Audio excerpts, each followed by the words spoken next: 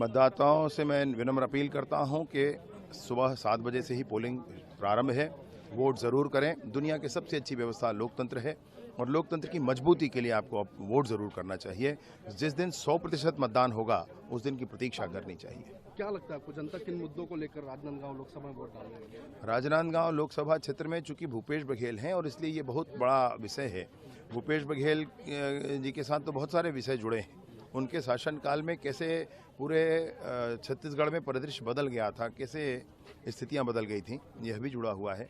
उनके शासनकाल में किस तरीके से घोषणा पत्र की धज्जियां स्वयं उन्होंने उड़ाई, यह भी स्पष्ट है। कैसे घोटाले हुए, यह भी स्पष्ट है। उनके साथ तो सब कुछ जुड़ा हुआ है और इसलिए जब जनता के बीच वो जाते हैं तो ये सारी बात रहती है। सर, ये राजनांदगांव नक्सल प्रोन एरिया है, कांकेर नक्सल प्रोन एरिया है। यहाँ पे पोलिंग, बस्तर में पोलिंग अच्छी हुई, पहले से मतदान बढ़ा है। यहाँ पे पोलिंग का ट्रेंड क्या लग रहा है आपको, किस तरीके से पोलिंग? यहाँ 70% तो पोलिंग होगी भैया, 70% पोलिंग होगी।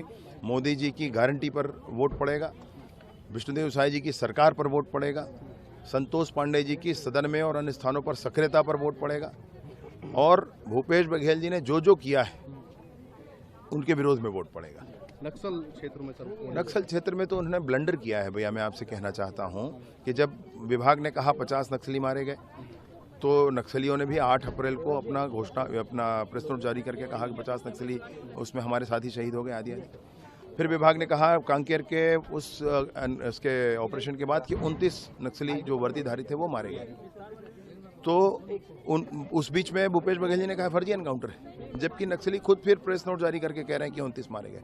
भैया नक्सली स्वीकार रहे हैं, आप क्यों ऐसा कह रहे हैं? आप क्यों जनता के बीच भ्रम फैला रहे हैं? आपको तो ऐसा नहीं करना चाहिए कम से कम। आपको लगता है 100 पे क्वेश्चन मार्क उठाते हैं अपने फोर्स की? अरे भाई, मैं कहता हूं कि जब आप जवानों से मैं मिलने गया था अभी, उनसे हाथ मिलाओ तो करंट लगता है भैया।